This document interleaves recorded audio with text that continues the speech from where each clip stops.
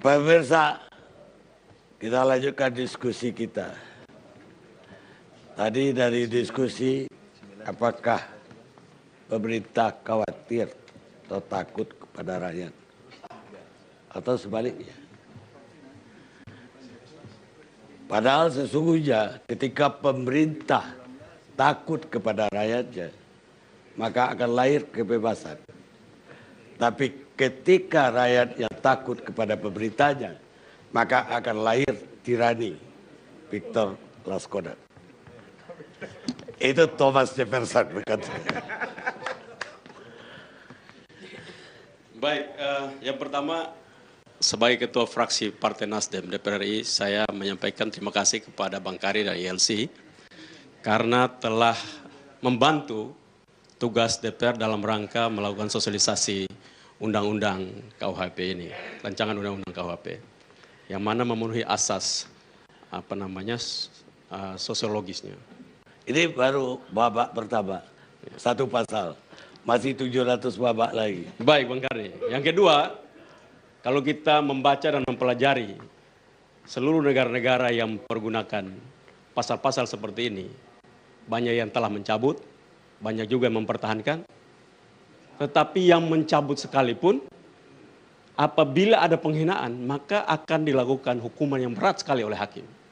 Kenapa itu dicabut? Karena pemahaman warga bangsa negara-negara tersebut memahami dengan benar bahwa dignity, kehormatan, martabat, nasionalisme, dan patriotisme negara itu dijaga dengan luar biasa.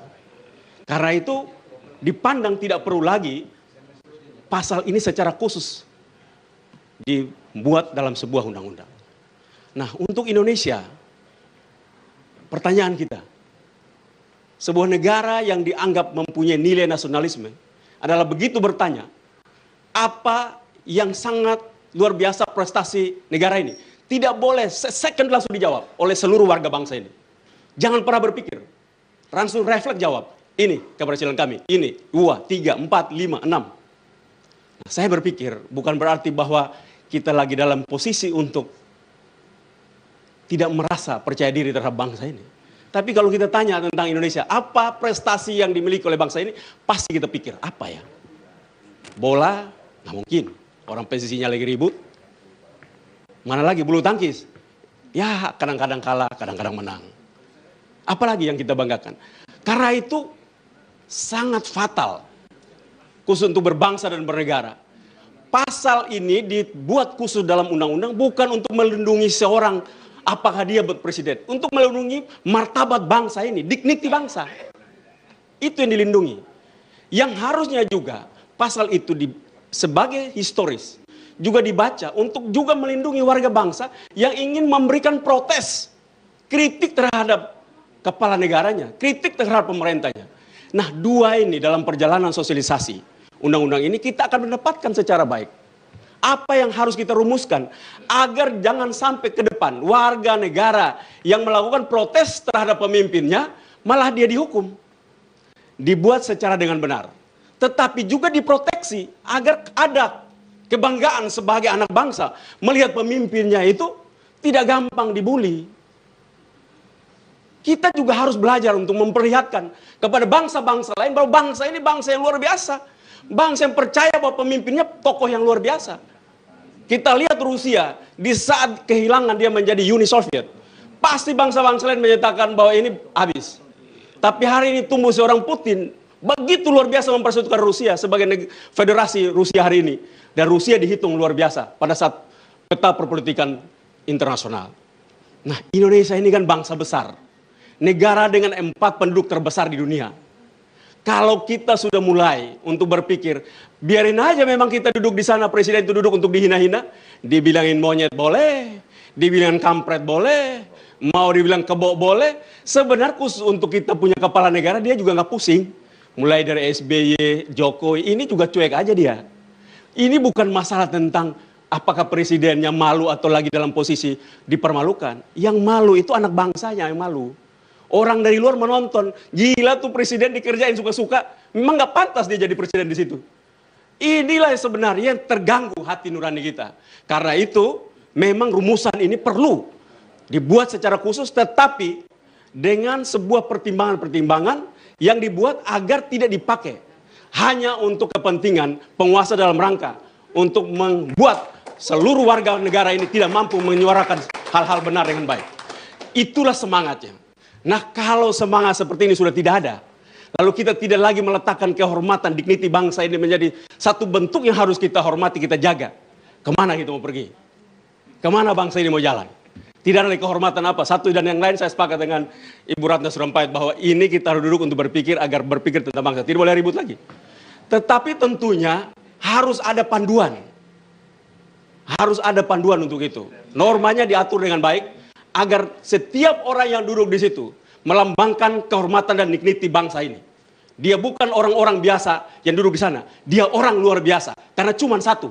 Kalau dia 1000 mungkin saja bukan luar biasa. Karena dia satu dari sekian ratus juta manusia Indonesia. Dan dia orang luar biasa untuk memimpin bangsa ini. Maka dia diberikan hak untuk dijaga dignity bangsa yang mempercayakan dirinya menjadi pemimpin. Terima kasih Bang Karni. Memang layak jadi ketua fraksi. Dan susah dipotong. Jadi saya tadi nggak bisa memotong, Bapak. Bukan kasih istimewa loh. Sebetulnya pemerintah itu tidak perlu khawatir kepada rakyatnya. Saya orang yang percaya kepada rakyat. Bahwa mereka bisa diandalkan pada krisis seperti apapun.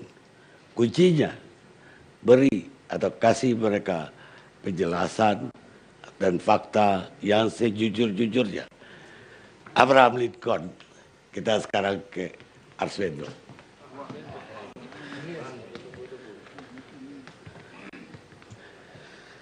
Punya pendapat gak ada? Oh, pendapat. Kalau nggak keluar aja. Pertanyaan gini, enggak, kalau pendapat saya nggak punya. Karena gini, tadi dengerin yang perlu RUU, ya saya setuju juga. Nggak perlu, saya setuju juga. Ya pinter-pinter mereka ngomongnya. Nah, kalau bingung gini saya kembali kepada diri saya sendiri. Anda kan juga pernah dipenjarakan gara-gara menghina, makanya kita, maka Anda diundang. Tapi bukan menghina presiden dan pasalnya nggak ada menghina nabi gitu, nggak ada.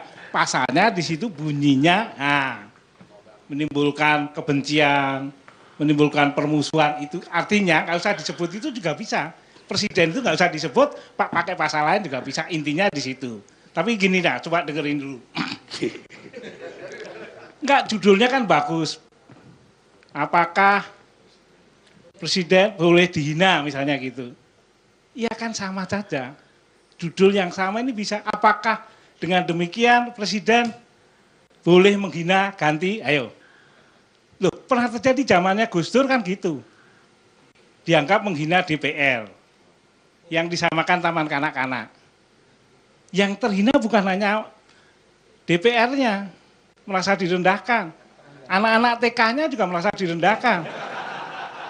Loh iya dong, emang anak-anak TK serendah itu derajatnya, loh misalnya. Ini dari segi hina menghina aja udah repot. Jangan ketawa terus menerus dong, ini acaranya serius banget. Lucu ini. Itu satu. Yang kedua kita ngambillah kembali, ya agak lama lah. Di Amangkurat II itu ada raja. Kebetulan atau suatu atau katakan orang yang komplain itu boleh disebut sebagai dia punya hak, baik hak secara diberikan oleh undang-undang maupun hak dijalankan secara moral. Ya, tapi kalau itu Anda bilang akan ada yang tidak sependapat tuh, bahwa tanpa hak itu berarti sudah mencakup kepentingan umum. Tapi ya udah, itu pendapat Anda. Anda berpendapat. Nah, yang jadi masalah adalah sebenarnya kalau dibelajar dari Undang-Undang ITE dan kemudian juga mungkin untuk undang-undang yang berkaitan dengan penghinaan, pasal penghinaan presiden adalah besarnya sanksi hukum. Kalau besarnya sanksi hukum itu lebih dari 5 tahun, itu kadang-kadang di lapangan seringkali orang ditahan lebih dahulu. Itu yang menjadi masalah. ITE sendiri berapa tahun? Sementara ini masih 6 tahun, tapi pemerintah sudah membuat revisi, diajukan revisinya sejak waktu itu zaman Pak Samsudin. itu untuk sampai ke 4 atau 2 tahun. Sekarang juga diajukan lagi. Jadi direndahkan supaya tidak ada lagi orang yang dianggap melakukan penghinaan itu langsung ditahan terlebih dahulu. Ya. Nah persoalannya tadi bahwa yang belum clear itu KUHP-nya bukan Undang-Undang ITE-nya. Kenapa di Undang-Undang ITE itu tidak ada penghinaan terhadap presiden? Ini berlaku umum ketika disebutkan di pasal 27 ayat 3 itu. Termasuk semua berlaku umum, artinya ya kita semua termasuk presiden. Memang karena tadi bahwa ada kita tahu bahwa MK telah membatalkan pasal 134, lalu kemudian undang-undang itu pun juga tidak kesana. Jadi menyesuaikan dengan apa yang sudah terjadi dengan keputusan MK. Undang-undang ITE itu kan sebenarnya begini, ini yang banyak teman-teman mungkin agak kurang perhatian dalam artian memahaminya. Kurang sosialisasi waktu itu. Undang-undang ITE itu tidak membuat norma baru dalam persoalan pidananya. Tidak membuat norma baru. Norma barunya adalah yang dalam kaitan teknologi, yaitu barang siapa dengan sengaja tanpa hak mendistribusikan, mentransmisikan, atau bisa diaksesnya, itu norma baru dalam konteks teknologi. Tapi pengertian apa itu penghinaan, pengertian apa itu pencemaran nama baik, itu dikembalikan kepada undang-undang yang lain, yaitu undang-undang yang berlaku. Jadi undang-undang ITE sama sekali tidak membuat norma baru, tapi dia mengekstensifikasi. Kenapa? Ini sedikit, jadi kehidupan kita di masa datang, kehidupan anak cucu kita itu lebih banyak di dunia cyber.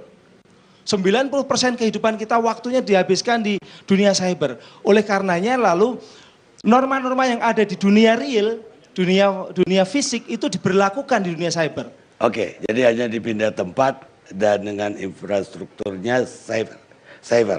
Termasuk cyber. Kenapa harus hukumannya lebih tinggi kalau begitu? Kenapa nggak sama dengan yang KUHP biasa? Waktu itu pertimbangannya adalah bahwa yang namanya di dunia cyber itu sesuatu kalau melakukan penghinaan ataupun pencemaran nama baik, dia bisa tanpa batas.